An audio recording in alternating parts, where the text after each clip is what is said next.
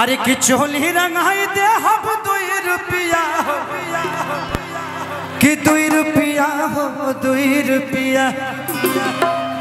2 रुपया हो 2 रुपया आवा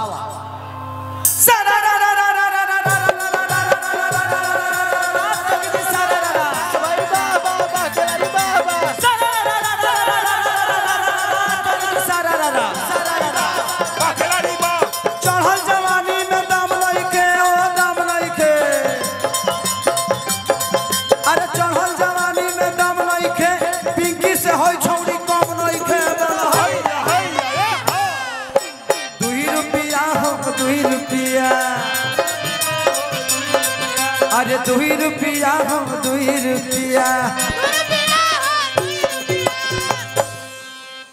अरे चोली रंगाई दे हम 2 रुपया हो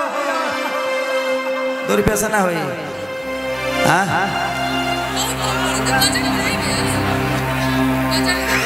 बजट कम पड़ता का 2 रुपया में ना होई 2 रुपया डॉलर की बात करता नहीं $2 में हो जाएगी। अरे कि चोली रंगाई दे हम 2 रुपया साया रंगाई 2.25 रुपया साया रंगाई 2.25 रुपया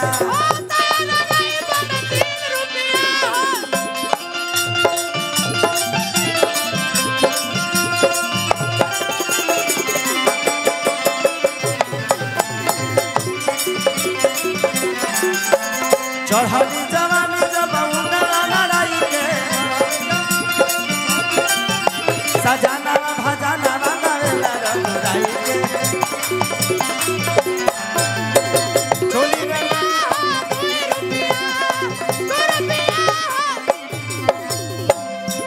लड़कियां कहती है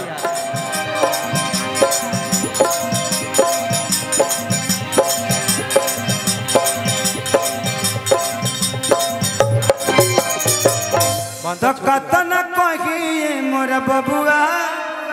तो हमें कट नहीं खे तो हम में डाले खाती तहरा लगे बजट नहीं खे तो लड़का कहता कि तहरी रंग दे बसारी एहो प्यारिया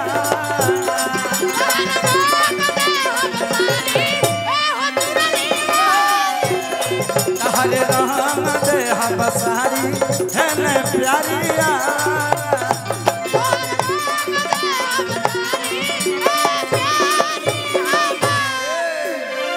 अरे ढुकता रखारवा में जैसे खुफिया हो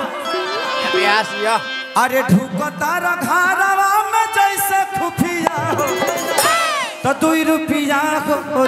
रुपया अरे 2 रुपया हो 2 रुपया चोली रंगाई दे हो 2 रुपया हो चोली रंगाई दे हो 2 रुपया साया रंगाई 2.25 रुपया साया रंगाई 2.25 रुपया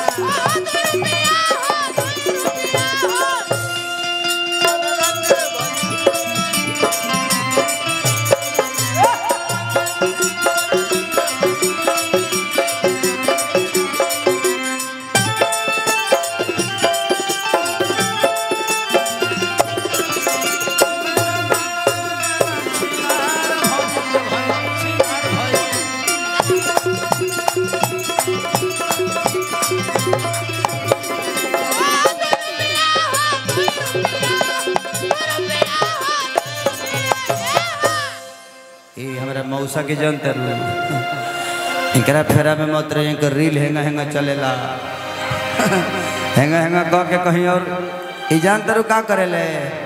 1 मिनट में शक्तिमान बन जाले शक्तिमान बन के घूम जाइए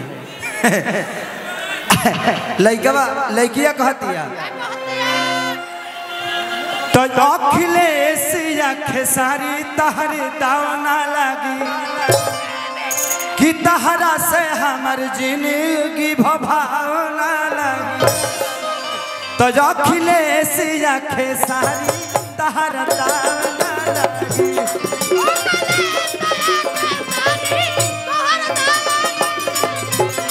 तहरा जिंदगी भर हमरो बबुआ भाना लगी